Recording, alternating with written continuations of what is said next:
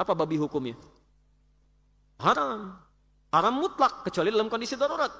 Mutlak haramnya, tapi kalau sedang ke tempat yang terasing, di hutan, tidak ada makanan-makanan seperti ayam. Yang ada cuma babi. Kalau Anda nggak makan itu, Anda bisa meninggal. Maka apa hukumnya makan babi? Tidak bisa juga, babi besar begitu. Halal daging babinya, sebagian diambil, dimasak, kan baru Anda ambil untuk sekedar menutup rasa lapar, bukan mengenyangkan. Tapi kalau Anda sudah keluar dari situ menemukan ayam, maka babi tidak boleh dimakan lagi. Tidak boleh. Nah, sekarang saya mau tunjukkan sedikit tentang hukum ilat. Apa hukumnya makan ayam? Boleh, halal. Belum tentu. Kalau ayam itu matinya tidak disembelih, maka haram dia. Jatuh misalkan ayam, atau tiba-tiba dipukul, mati, digoreng, nggak boleh dimakan. Kecuali kalau ayamnya disembelih dulu. Nah, baru kalau disembelih dulu, apa hukumnya? Belum tentu. Kalau disembelihnya tidak mengucapkan kalimat Allah. Bismillahi Allahu Akbar. Kan? Ibnu Majah nomor hadis 3221. Jadi kalau disembelihnya tidak menggunakan nama Allah, haram juga.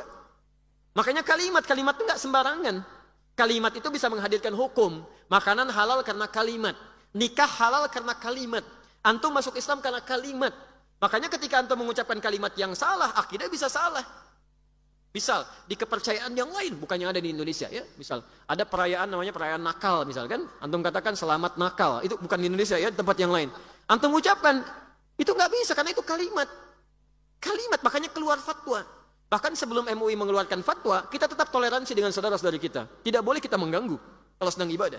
Tapi toleransi itu tidak harus menjadikan semua yang dikenakan diikuti, tidak. Itu toleransi tingkat tinggi. La ikraha fid din, Quran surah kedua ayat 256, posisi paling kiri sebelah bawah. Jangan maksa orang dalam agama. Jadi nggak boleh. Misal kemarin ada ya, tetangga Anda misalnya Kristen sedang di gereja ibadah, nggak boleh di sweeping ke gereja, hentikan ibadah, itu nggak boleh, itu dosa. Melanggar ketentuan Quran.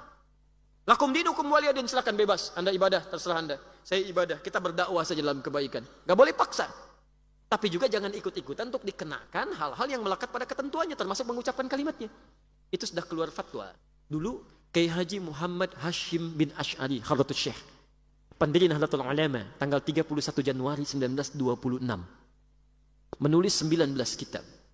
Kitab keduanya Risalah Ahlus Sunnah wal Jamaah.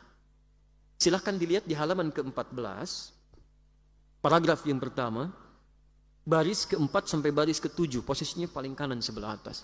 Itu sudah keluar fatwa. Waqalat fil anwari, dan dikatakan dalam kitab Al-Anwar, wa yaqta'u bitakfiri, cukup seorang dianggap ingkar. Siapa orang ini? Wa kullu fa'ilin fi'lan, setiap orang yang melakukan perbuatan yang nyata-nyata, la yasduru illa bin kafir, tidak bersumber kecuali dari orang yang non muslim, kemudian ikut-ikutan kasujudi lis salib, seperti ikut kepada salib ibadah maksudnya.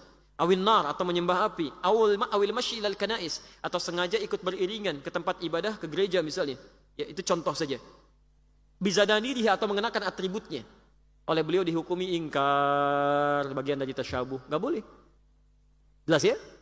Baik, jadi hukum itu bergantung dengan ilatnya. Tadi ayam itu nggak boleh dimakan, walaupun disembelih kecuali menyebut nama Allah. Nah, kecuali kalau disembelih kemudian mengucapkan Bismillah ya Allahu Akbar, baru hukumnya belum tentu. Kalau yang disembelih ayam tetangga, itu ilat namanya.